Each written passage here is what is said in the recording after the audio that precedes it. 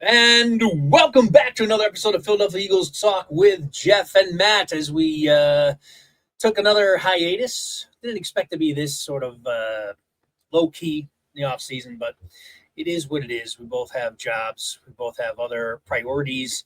Not that that's an excuse, but I know myself personally, I was traveling for work and a lot happening. Matt's been busy, but we're back, and we'll obviously increase and ramp up our episodes as we get closer to training camp. But since we haven't met in a while, appreciate the likes and subscriptions. Matt, we'll turn it over to you first. There's a couple things I definitely want to touch on, a lot to catch up on, but how you been and what's kind of top of mind for you going into this episode and what's happened since our last episode? Well, there's two major things I'm sure we'll get to. Been very busy, as you mentioned, but hopefully we're getting one step closer with the basement. And once I have my basement finished, I can put all my Eagles paraphernalia into a corner spot. I'm so excited to set up my little corner podcast booth area. So I can't wait for that. That probably would be the fall, right before football season. So kind of perfect time for that, even though it's taken me I don't know. I started tinkering around in my basement back in COVID. I'm 4 years into this project. I'm like, it needs to be finished. So it's a long process. Yeah. But my deck was in such poor condition. I had to do that first. So about a month ago, I started pulling up deck boards and replacing that. And then that took over the summer project. So here we are. The two things that I want to get into. Wait a minute, time out before you go on. Is the deck complete?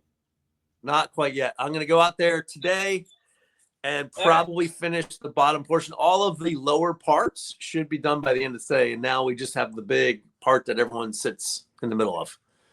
Nice. So almost there. It's a lot of the deck is huge. I mean, we have a large, awesome deck, and that's why it's like I didn't want to do a crappy job on it. So we've been taking our time, making sure we had the right tools, right cuts, and everything looks good so far. So just another couple of weekends, I think, and that one will be done. Very good. So thanks for the comments on that. So there's two things. The one that's on the top of my head is I am extremely impressed with their rookie number one draft pick wide receiver. I don't know how many clips you may have seen or Eagles fans may have seen of him making his cuts, but he can run every route on the tree, right? And he can lose a defender like that. It's amazing to watch how quick he is to cause separation. And fans are like, oh, he can't run a 4.2 40. I'm like, it doesn't matter. Hines Ward could never run higher than a 4.5 40, but he can cut and he can get open. And this, Malachi Lemon, he seems to be really exciting to watch. Makai Lemon. He just, with him and Smitty and the other receivers that he brought in, I'm like, we're not going to miss A.J. Brown much, I'm telling you. Yeah. That's my preseason prediction. We're not going to miss A.J. Brown much. All right, well, obviously, Matt and I have not talked since Brown was traded, but Matt and I both correctly predicted, not that it was a reach, but there were a contingency of Eagle fans who thought, no way they're trading Brown, which I'm like, I don't know how you couldn't. All the signs, any sign you wanted to look for was there. The Eagles going to ditch Brown, but there was a good fraction of Eagle fans that were holding off on the hope that they would keep him and not trade him away. So Matt and I were. I mean, Matt was predicting last year they're going to trade him. I said the more likely would be this year. So we knew that he was on the outs a long time ago.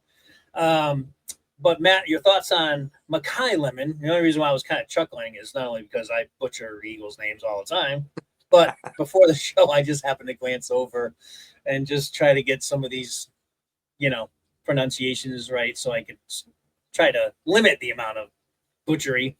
And I saw, because I was gonna call Malachi Lemon too.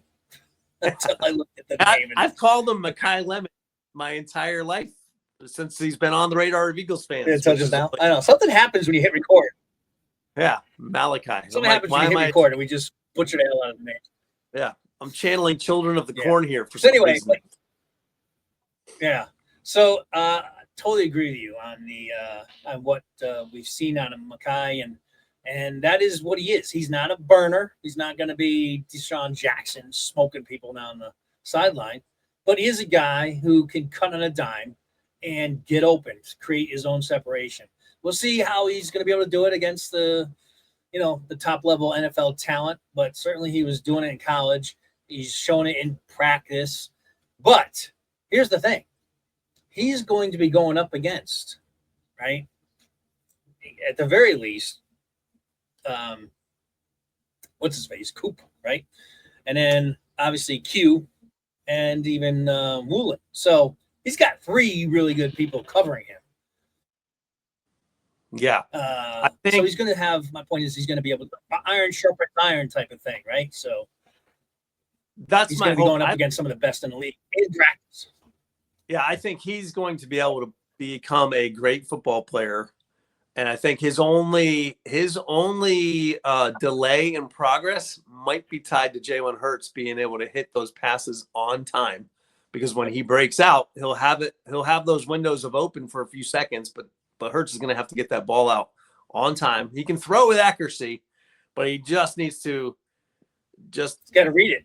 Not going to be one of those things where you can be scrambling. He's going to have to be a pocket quarterback and just deliver that ball. We've seen him do it before, which we've said in the past. That's why it's frustrating when we see him not do it, because we're like, what are you doing?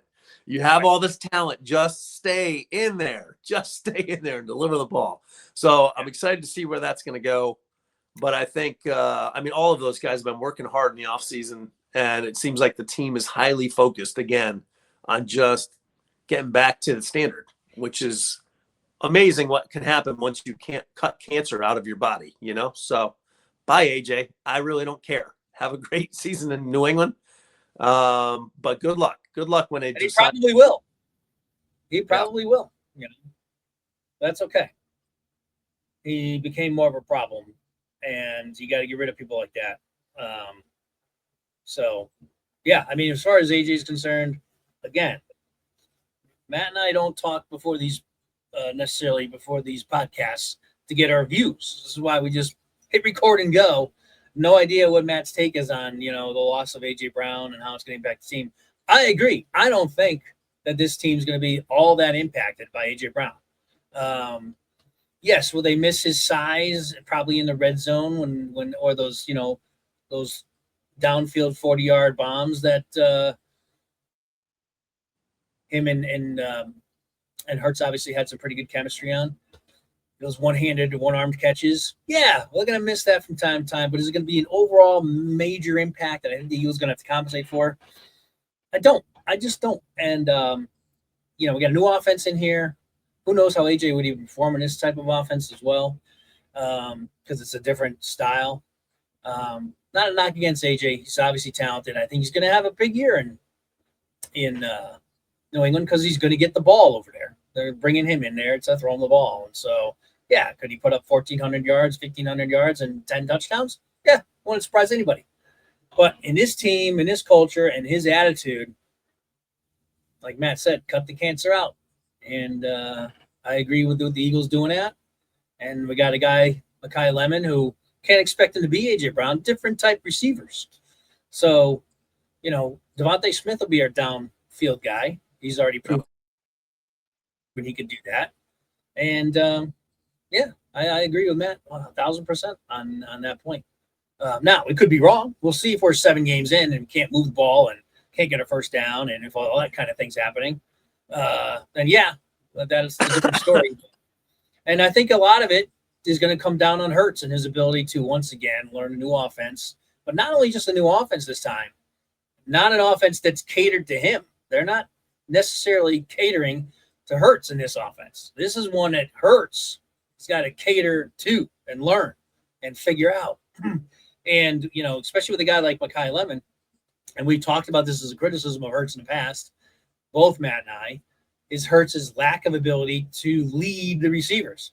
That's what he's going to have to do with Mekhi Lemon. As soon as he's making that cut, Hurts has got to have that ball out to where he's going. And that's what they got to work on this offseason. Hopefully that's what they are working on. I would imagine they would be, because that's what he's got to impact. And that'll help of Devontae Smith too, because he's a guy not necessarily a long speed burner either. He's the guy who'll run the post or maybe run some different type of cutback routes, and those balls got to be out for him too. So we'll see if Hurts can do it. There's a lot of pressure on him. The Eagles have purposely. We haven't talked much about contracts, but there's a reason. There's definitely a reason. Like we saw the signs with Brown, there's signs with Hurts that the Eagles have not bought in on Hurts for the future. They bought on him now, but if they had bought him in for the next 3, 4, 5 years, he'd already have a contract. And the Eagles is in a contract year, and they have not, especially at quarterback. The Eagles are always ahead when they want to wrap up their guys, especially quarterback. They have not done it with Hurts. That is a huge sign that they want Hurts to prove that he can run this new offense. And if he can't, who knows? We might have a new quarterback in a year or two. Anyway, any thoughts on that and the negotiations? Because I want to talk about quarterback position a little bit more in a moment. Well, I just think that both sides are equal right now as far as leverage goes, and they're both going to wait this out in the middle of the season to see where the leverage ends up going. Either because Hurts and his team have got to be excited about, well, if we do be effective, they learn the system, they're precision passing, and they're effective through the season, and they start off on a 10-0 run. Well, now Hurts has all the leverage, right? And then and the Eagles will probably pay him. They probably would, but I believe that Hurts also wants to be known as one of the best football players of all time with championship rings, not with stats. You can tell Hurts, every time we talk about him, he does not give a shit about stats. He's like, I don't care. Right. Win the championship, great. That's all I care about, right? So you can have it makes him a player that when these negotiations occur, which will probably happen midway through next season. It'll probably be where they start talking about it because they probably want to wrap him up. But he'll be open to restructuring because he knows that everyone knows that the Eagles are trying to work on Jalen Carter next. And then once Carter is situated, you're going to have Hurts and Devontae. If Devontae's the number one and he has a big season, well, guess who else is asking for more money, right? So, and he's a guy that I believe the Eagles will get ahead of, but there's the O-line that is so key to all of this stuff. So Hurts loses leverage. Hurts loses a lot of leverage if that O-line can't stay healthy to protect him. Because if he's going to have to scramble or try to scramble through this, it'll be interesting to see how Mannion does adjust things if we can't do what he wants to do when we get started, which is the great sign of a good coordinator. The bad coordinators don't. I mean, everyone in the NFL to be successful and really like our last offense coordinator. Exactly. On any team doing whatever it is, a work project, football, baseball, soccer, sports, whatever, musical bands, whatever. The team has to be able to flex and adjust to all the things that are unknowns. And then as things happen, you have to be able to accommodate for that. So that's where Mannion will be tested. Hurts will be tested there as well. But Hurts has proven year after year after year, he's got a higher winning percentage than Josh Allen and some of these other quarterbacks that are just poster boys for the NFL. And yet it still seems like Hurts doesn't get enough credit, even though, once again, we say it every year, he's going into a new system. He's only had his OC there for 1 year every single time. And now he's going into year 7 or something like that? Yeah. No other year 7. There's 0 quarterbacks that have been as successful as Hurts in the history of football as he has been. So the Hurts haters, and we'll get on his case when he's not being productive, but we're not Hurts haters. Like, we do. Different category. Right. Hurts can play football, but we need the machine to be well-oiled and healthy. And if it is, I think Super Bowl is the goal again. And that's the difference. The Super Bowl is the goal. I don't think anybody in the Eagles organization, they really don't care about win-loss records. They just care about Super Bowls. So, and the only player that did worry about stats, they just got rid of. Yep. As good as he is. So. Yep. So I expect when you free that cloud where people are distracted, and going back to AJ, that story just got deeper and deeper and deeper after the trade when you realized, holy cow, he had a fight with Hassan Reddick. Holy cow, it's over a mistress of his and not even his wife. Like, okay, like who knows what's true in all of that? Wait a minute, I didn't hear that part. Yeah. Hold on, time out. So go through that a little bit because I didn't hear that. What about the what I had read thing? It's been reported in several places that the mistress was a shared affair at different times, but Hassan Reddick and Brown were the major beef in that, both tied to the same mistress who has a relationship with both of them. Reddick gets traded out, and Brown gets pissed off that he doesn't hear about this three-way love triangle from Hurts. And so him and Hurts erodes their relationship. That's the way I understand it. So are you saying Hurts was also involved with this lady, or he just knew about it? It hurts because he feels Hurts knew about it and didn't say anything to him. Tell him. Nope. And I'm like, here's an idea. Don't sleep around. How about you stay committed to your significant other? And then number one, you can start there. And what a coward to start blaming it on Reddick and blaming it on Hurts. I'm like, that whole, if all of that reporting is true, which the only evidence I would have to say that any of it could be true is just the way that AJ's responded to all of that in the last season, last year, and possibly before that. Because it's like he had no reason. But didn't AJ just get married? Yeah, he did. Yeah. So, I don't know what the deal is. I don't know how much of it's truth. I'm not saying that it's truth, but that's part of the story that's brewing out. No, I had not heard that, but I think I don't know if that story is true, but it might be, and it would probably, to me, it makes sense that it's something like that because it cut those two that were supposedly best friends or at least close friends apart. So usually something like that, that emotionally charged, fighting over a woman or whatever it might be, that would kind of make some sense. It might be something to that level, if not that exact thing.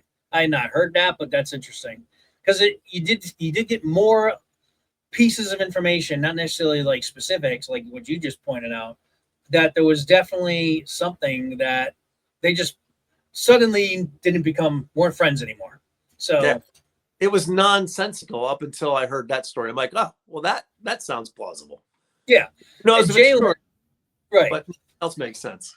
And I'll say this too, not that I'm defending Brown because I definitely think it's AJ's fault, mostly. But you could also make an argument that there were times that maybe Hurts didn't throw to AJ. I could see that because there's definitely times last year where there was a lot of gaps between AJ getting the ball. Maybe Hurts was like, you know what, you're going to continue to be a dick, then I'm not going to throw you the ball. Now, when it starts impacting the field like that, you got to admit, you got to do something about it, So hence Brown's gone. And he never got, and here's the thing with AJ. AJ had a great run here. So I don't want to Matt and I are not trashing AJ. When the attitude becomes a problem, it has to be managed and it has to be taken care of one way or the other. Either you get the guy straighten his ass out or you get rid of him. And AJ wasn't motivated. In fact, we found out also during all this stuff is he demanded a trade after the week 4 last year. What happened in week 3, Matt? Do you remember? We were there. What a huge comeback, major momentum. They just beat the Rams. And then we found out week 4, the week after that game or during that week, AJ is there going to the Eagles. Hey, I'd like to get out. Makes no sense. So I don't have any I don't have any ill will for AJ. I hope he does well in New England. But the attitude we don't need, and it was definitely impacting the team. And in the playoffs last year too, who had the biggest drops? He tanked. Yeah, he tanked in the playoffs. Whether it was on purpose or just over right. I don't know why. Like these athletes, the one thing that's interesting to me is a lot of Eagles fans want to say he's tanking on purpose. There was the Hail Mary pass that he was kind of jumping up for it behind Devontae Smith. I'm like, these plays happen, and I'm like, I don't think that's part of the plan that I don't AJ. think it was intentional either. I don't. Yeah, but I do think if AJ's head was in the right place for all those games and not lacking the focus that he needs to be an awesome football player, I think he makes the catches. So I just don't think he intended to let the Eagles down that way. I just think it became the results of the problem. I agree. Knowing AJ, he's way too much of a competitor, I think, to just, not put the effort in. That being said, if your head, like you're saying, and your heart is not into wanting to be there, then it's almost like a natural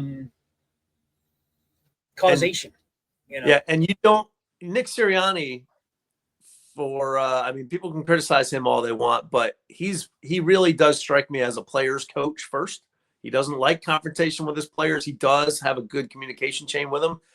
And to have the head coach after watching a play on the field where clearly Sirianni thought he gave up, didn't put in full effort, to have him run 50 yards down the sideline to get in your face. He was pissed. That's probably not just because of that one moment. That's probably a buildup of things over time and repeated coaching there that says, hey, come on, man, we got to hustle out for every ball. Come on, And it's like, eventually it's just like, now it's the wrong time, wrong place. Can't do that in a playoff game. Can't do that as the rest of us are bought into this. So I 100% do not, I'm like you. I'm like, thanks, AJ. You were a great Eagles wide receiver. Definitely not the greatest of all time, but thanks for that Super Bowl win. We could have done it without you. You were awesome when your head was checked in, and you're worth zero when your head is checked out. So that's where we're at. Right. Yeah. Here's the thing. He had a chance. If he kept his head on straight and his attitude straight, he had a chance to be the best Eagles wide receiver of all time. Yeah. But because of what he just did, and he cut his career short here. I mean, he had a good 3, maybe 4-year run here that it was right up there with Mike Quick's best years. Yeah. All the best. Anyone else? I mean, T.O. only was here a year or so as well. And that's the thing I was going to say is that as bad as A.J. Brown's attitude got, it's not even near the level of what T.O. did. So in that sense, he wasn't that bad of a bad apple, but bad enough of an apple that it was spreading rot into the team slowly. Whereas T.O. was just, a time bomb, and just a complete bad attitude and a total me player. Could care less about the rest of the team. But yeah, so, unfortunately he's, he'll be one of the top receivers of all time in the Eagles, but definitely not number one. I would probably put him. Maybe he probably is in the top 5. I would probably put him there, but probably closer to 5 than 1. I find the one last thing I'll say about AJ before we move on is if the story between him and Hassan Reddick and this mistress is true, then what a perfect place to be traded to is an organization where the head coach is probably cheating on. Well, it's been proven at this point that he is cheating on with a reporter, and the owner of the team likes to get $80 happy endings from massage parlors. I'm like, perfect place. I guess you just wanted to go where that was an acceptable practice. So good luck to y'all in New England. That is the perfect ending to or sort of a commentary on the AJ Brown story. So good job with that. That is hilarious. All right. So a couple other things. We'll get into negotiations. Maybe we'll spend most of the time in this podcast catching people up on negotiations with some big time players. And also I want to definitely touch on what's going on. Maybe I'll go there first. What are your thoughts? Because this is very mind numbing to me. I can't figure this out. But there's definitely something to it. This is not – the Eagles don't do things like this just to do it. It's usually methodical and thought through. So what are your thoughts? And I think I have an idea what they are because you've been saying the Eagles going to trade Tanner for the last 2 years. But Dalton has been getting the majority of the 2 snaps at quarterback. and through now we haven't got the training camp yet, so maybe they're just feeling out Dalton to see what they have. You know, even though he's a longtime vet, I don't know what they're trying to figure out, but it's very odd to me and surprising to me at the same time that Tanner McKee appears to be the number 3 now with Dalton here. What are your thoughts on that? Well, in addition to that, they still got this quarterback they drafted last year, right? So McCord from Syracuse. So I don't know. And the quarterback they drafted this year, that's like the right? jack of all trades type guy. So I don't. So they have a more depth at quarterback right now than seems like they've ever had. You knew these other guys when they were in were just camp bodies to throw passes. But because they spent the draft picks on him, like Howie doesn't usually discard draft picks all that quick, like not in the quarterback position. He likes to develop them. And, if Tanner McKee in his play time, in his game time that he had last year, if he did better, he kind of took a step back. He didn't really show out like we were all expecting him to do. He had a little bit of a struggle game. I think didn't he also play with the second and third stringers against starters? Yeah. He threw Devontae Smith his 1,000 just to get him 1,000 yards. Yep, and then all the starters sat. So, so good point on that one. So I do think no matter who's getting the reps in practice, I think Tanner McKee is still the number 2 guy. I think they just, I don't think anybody in the league is going to be interested in signing Andy Dalton to anything, unless he's a second or third string. Yeah, backup quarterback. Maybe the Raiders, if they don't have somebody sitting back there that's got veteran experience to help Fernando come along. So I don't buy much into it. I do still think that Tanner is on the trading block though. So part of that might be keep Tanner healthy, give him a few throws. We know what Tanner can do. Let's just use up Andy Dalton so that Tanner's healthy in case a trade comes in. And then the rest of this, I think, again, plays out through who gets hurt at training camp, who's desperate for a quarterback, and then that can go all the way up to the trading deadline. So we'll see.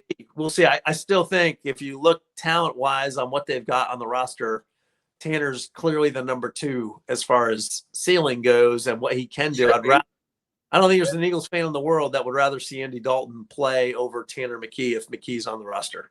Yeah, not me. Yeah, that's why I brought it up, because it's interesting and he's been getting most of the 2s and most of the work with the 2s. Then again, that's so far. That's just, a non-voluntary camp that they had a few weeks ago. Yeah. Training camp, we'll see, that's where if Tanner's still the 3rd during upcoming training camp, which is only 3 weeks away now, then that's going to be a bigger issue. I just thought it was something worth noting. And has definitely got me to kind of like give it a side eye, like, what the hell is this? But at the same time, what happens 3 weeks from now, that'll be a better idea. The other thing that's tied to Tanner McKee is who are the teams now, because they're different, that are in the trade market for a player like Tanner McKee. And I'm like, okay, so last year, if we asked this question, it'd be Raiders, it'd be Browns, it'd be maybe Carolina before Bryce Young started to come back in and have a pretty good season. So Bryce Young has solidified his role down in Carolina. The Browns, I don't know. They've got 5 quarterbacks still. I think Deshaun Watson is their plan going into this season, and then seeing where these other folks like filter out. And then the Raiders, I guess you might as well give Deshaun another chance since they're still paying him like $1 zillion. Yeah. And then, so I don't know what teams are starving for a quarterback right now. The Jets might be a trade partner. Yeah. What's his name just get in trouble? There's Geno Smith. So Geno's out. Geno Smith. Yeah, I don't know, but Geno's not a long-term fix for them anyways, right? So, right. Geno back to the Jets. I think they're probably the most quarterback desperate team. Miami, so they let Tua go, and they got who? Is that where Murray went? Kyler Murray? Kyler Murray. Can't remember where Murray went. Willis. Yeah, so Willis solidifies that. Murray went to Minnesota. Murray went, excuse me. Murray went to Minnesota. Malik Willis is Miami. Yeah, so these other teams in the offseason kind of solidified that. So we're only I can only think of the Jets as a possible trade partner at the quarterback position. So we'll see. And the Eagles and Jets have a very good trade relationship over the years, so they're constantly moving players back and forth. Yeah, what would be really interesting is Hassan Reddick still a Jet? I don't know if he's still there or if he's a free agent. I don't know, maybe he is still a Jet. Because that would be interesting if they traded McKee for Reddick now that Brown is gone. I mean, that would be interesting if they're looking for a little more solidification to their pass rush. That would be very interesting to me. So that's where I'm at. It'll be interesting to see how things go in training camp and tracking injuries and tracking how these quarterbacks siphon out. But it is interesting that the Eagles have 4 quarterbacks right now, 2 of which have a lot of starting experience, one that's an up and comer that has proven he can play, and then 2 draft picks over the last 2 years. So we haven't been talking about this in a long time. Usually they got the quarterback and then they got their one up and comer, and then there's nobody else on the roster. So we'll see. Yeah, and it is exciting that training camp is only a few weeks away. So what was a longer, off season for us Eagle fans this year, because the Eagles got bounced early in the playoffs last year. They didn't play deep into into February like they did the year before. This has been to me, it just seems like a really long off season. Like, I'm ready for some football. I'm always ready for football, but it's like, man, it just seems to be dragging big time. But we're almost there. All right. Well, maybe the last thing, I guess. We've got to probably cut this pretty short here. So, Jalen Carter. Here's another thing. We were talking about how the Eagles sign their guys before their, 5th-year extensions or 4th-year, whatever draft pick that they were. For your first-round pick, you get the 5th year. If you're a second-round pick, you only have the 4 years before you got to renegotiate. So we're at that point now where if the Eagles want to keep Carter, they'll do it. They'll sign him. Now, the Eagles have been negotiating, quote unquote, with him for at least a month now, at least since Davis signed his contract. Yeah. And nothing's happened. And also, the non-voluntary camps, or the voluntary camp that they had a few weeks back, he was kind of there just in name only. He wasn't doing certain drills. He kind of was holding him out of practice. So that's, I think Drew Rosenhaus is his agent. And so it's kind of like a holdout, but yet not really a holdout. I think the term that they're using now is like an in-house holdout or something like that. I forget what phrasing it is. Yeah. Bottom line is this. I think the Eagles are hesitant to give him a long-term contract. They might be. So the thing is, though, you can understand all the pros on both sides of this. So why are the Eagles hesitant to give him a long-term contract? Well, the shoulders seem to wear down pretty quickly early on in his career. So are those fixed or are they not? And that exact same fact works for Jalen Carter's house, which is we don't want you on the field any more than you have to be, because all of your value is tied to you being on the field. So that, I think, both sides understand at this point, and they're talking, which is a good sign. So the fact that they haven't signed anything yet, I think, is fine. Everybody who's and remembers Drew Rosenhaus because he was tied to the TO debacle that occurred. But next question. I hope we don't get into one of those situations again. I'm not sure Drew Rosenhaus has the energy to do that again. He's probably like, nah, that was. I think he's kind of. It's a good point you're making here.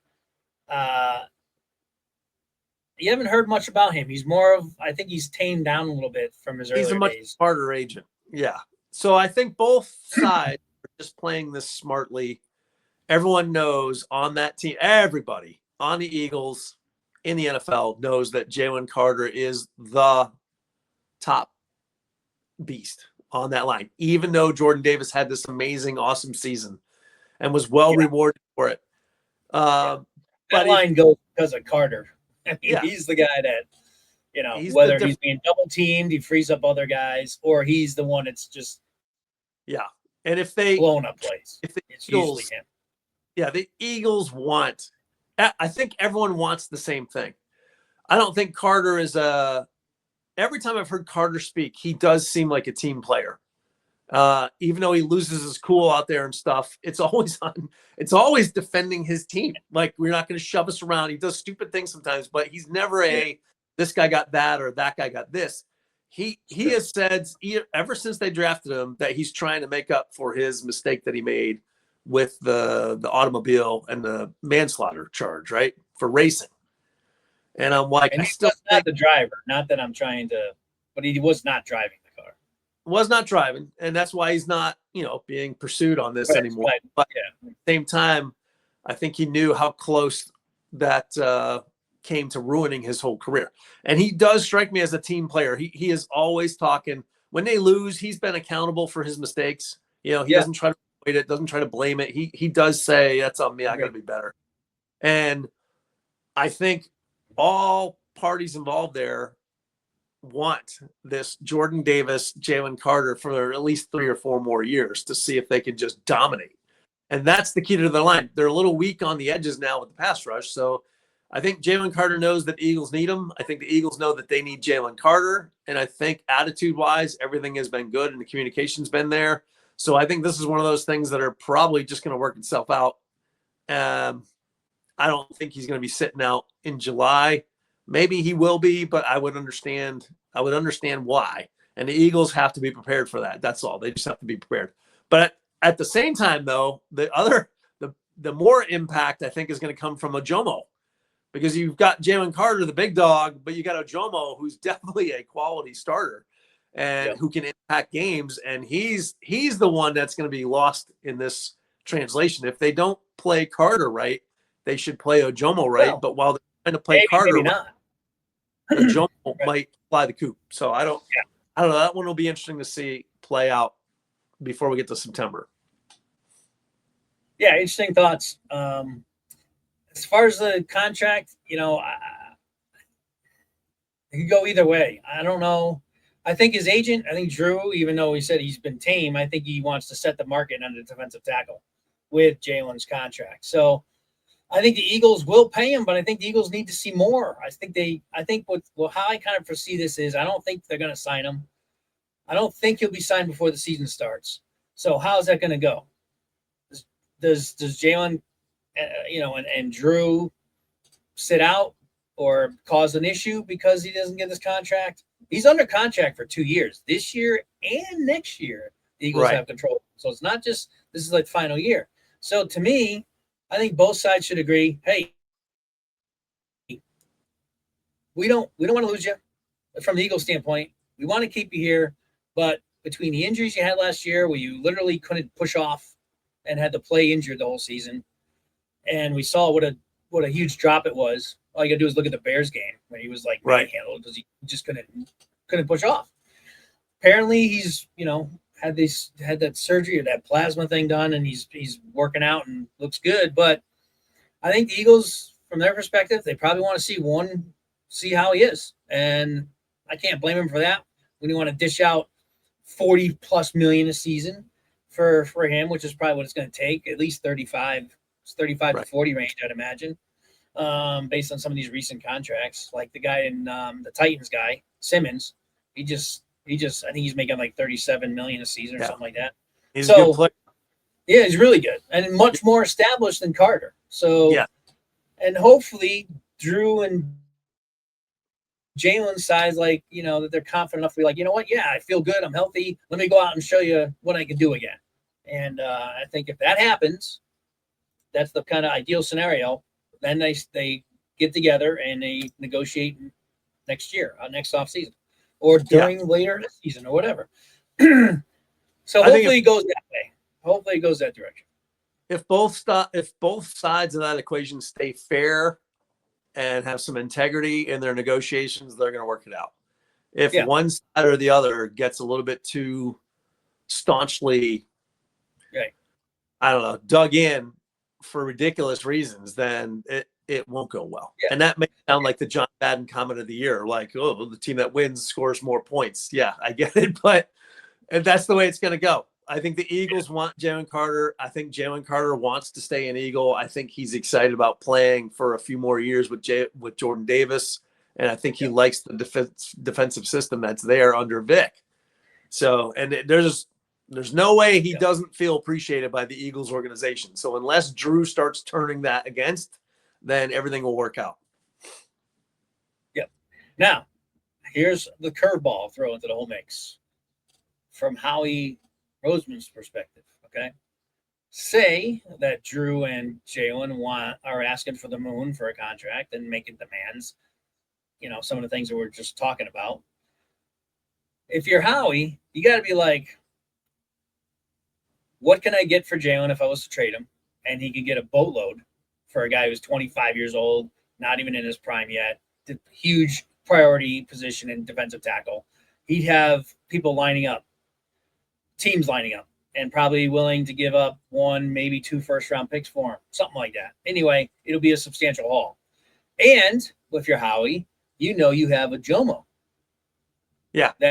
And Jordan Davis that you could potentially let Jalen Carter go. Yeah, and you have a Jomo that you could plug in there.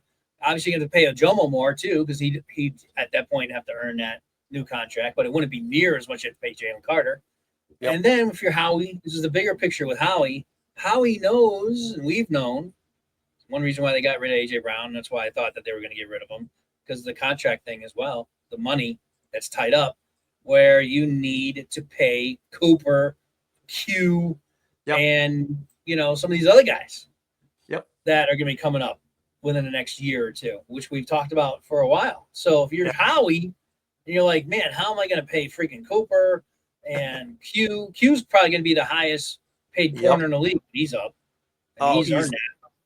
Easily. So Cooper's going to be expensive. It depends on if he ends up playing. I don't know. Cooper's he's kind of like his own anomaly, or like a unicorn kind of player, where he can kind of do it all back there. So who knows how much? But he's going to be expensive. We know that. Keep him.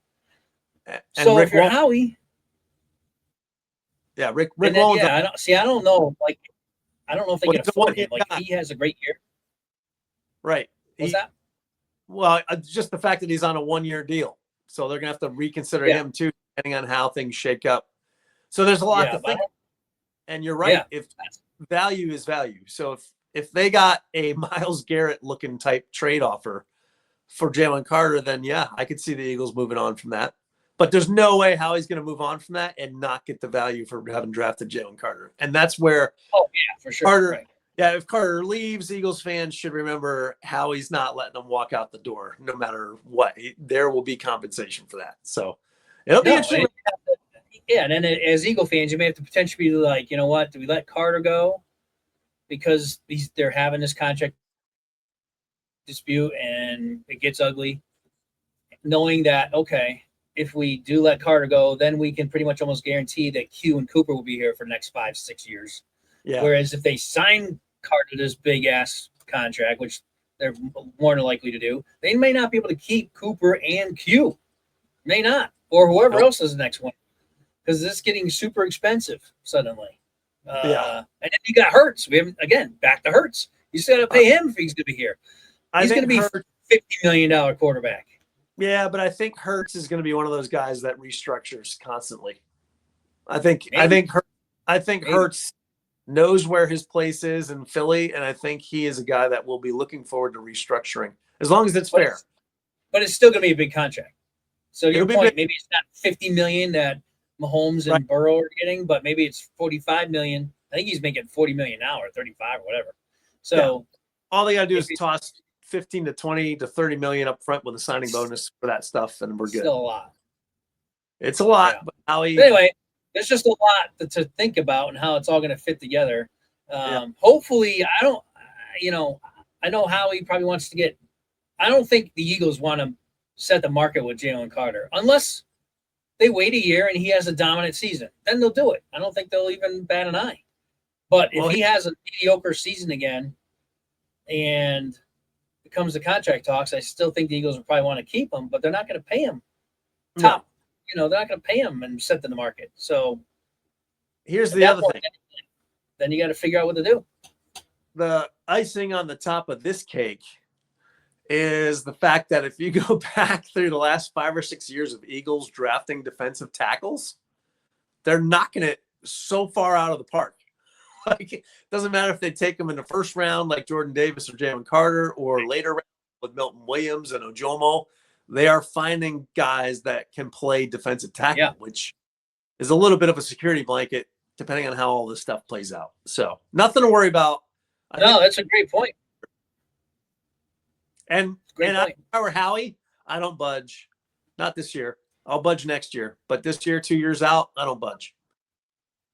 Yeah, I agree. And I don't think he is budging. That's why this thing is lingering. I'm pretty sure Drew and Carter are very much more anxious to get a deal done than Howie is right now. Yeah. I think Howie's more like, you know what? Let's sit this one out. You got to prove, because he really, if you look at it, he's only had maybe 1.5 dominant seasons. Yeah. The rest of it he's been injured. He's been playing hurt, and also obviously had some issues in the league. And if he holds out, then Ojomo gets in there. And if Ojomo just starts off the season on fire, then all Carter does is lose leverage until he has to come back in and fight for his own job back. Like that. It's just interesting. It's going to be a one day at a time type thing, but I don't think Carter has that much leverage at this point. Right now, I would say it's a 60-40 proposition right now where the Eagles have slightly more leverage. Yeah. Well, there's a lot more to talk about. I mean, there's several more things that are popping in my head right now, but I think we'll save it to the next episode as we're 45 minutes in. So, but I think next episode, what we'll do is we'll take the offense, maybe one episode, go through it, give our thoughts on, especially a lot to talk about the offense, new coordinator, new offense, same players for the most part, but totally new offense. So we'll talk offense, and then maybe we'll do another episode, talk defense.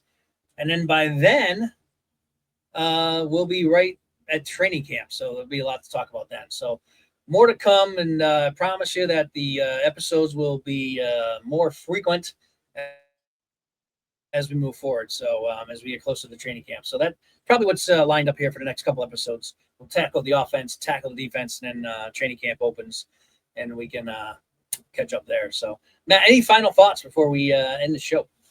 No, happy 4th of July, 250 years is we're still in the crawling stage as a country. If you talk about how many years we've been on this earth, but at the same time, there's no greater country on the planet. So happy 4th, 250, that's pretty amazing. It makes me think about, we're only if everyone lived to 100, we're only 3.5 generations from the founding fathers, which is crazy when I think about it that way. And you think about all the changed and how, even people our age in our 50s, we're the last generation that used rotary phones, and some of these analog and everything else is digital now. So there's just so much change that's going to happen.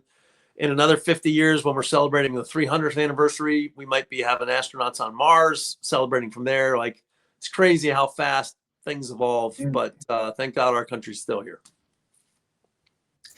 Yeah, it is interesting when you put it in that perspective, and it does hit me from time to time where it's like, man, we're not that far out. Only 250 years old. That's that's not that long ago.